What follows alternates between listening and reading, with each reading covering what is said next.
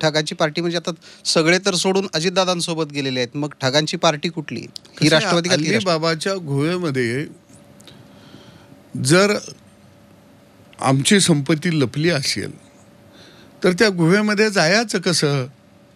तर जायचं असेल तर त्यातला एखादा माणूस तरी आपल्या हाताला लागेल, कारण शेवटी वाटसूर हा लागत असतो, त्याशिवाय आपल्याला ती वाट कळत नसते गुहेकडे जायचं. तर सोयाबीनचे दर 3,000, 3,500, 4,000वर गेले आहेत, तशातच शेतकऱ्यांना विकावे लागत आहेत. सरकारचा हमीभाव 5,000च्या आसपास आहे, परंतु याच्याविषयी सदाभाऊ कुठं बोलताना दिसत नाहीत.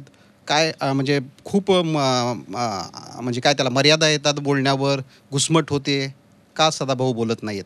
नाही, मला काही मर्यादा वगैरे किंवा माझी घुसमट कोण करत नाही. आणि मी प्रामाणिकपणानं सांगेन आपल्या सगळ्यांना की मला कधीच भारतीय जनता पक्षाबरोबर काम करत असताना तिने शेतकऱ्याच्या प्रश्नावरती तुम्ही भाऊ असं का बोलला असं कधीच बोलले नाही. आमचं सरकार असताना सुद्धा मी यशवंतराव चव्हाण साहेबांच्या समाधीचं दर्शन घेऊन पायी पदयात्रा काढलेली होती कराड ते सातारा.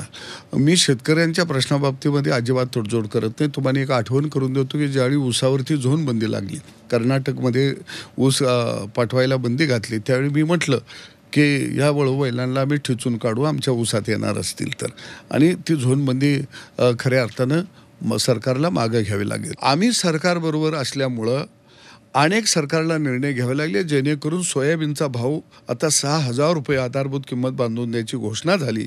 आणि सरकार आल्याबरोबर आम्ही आधारभूत किंमत अधिक 20% बोनस हा निर्णय शेतकरी नेते आम्ही यांच्याबरोबर आहोत, आम्ही बाजू मांडत आहोत म्हणूनच घेतला गेला ना. 20% बोनस देण्याचा निर्णय झाला.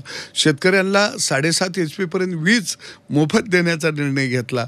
सरकारमध्ये मी होतो आणि सरकार बरोबर आता आहे, तरीसुद्धा आम्ही आमच्या अजेंडाला कुठंही थांबवलं नाही. आम्हाला न्याय मिळाला पाहिजे, माझ्या शेताभातात राबणाऱ्या माणसाला न्याय मिळाला पाहिजे, ही भूमिका अजिबात सोडली नाही.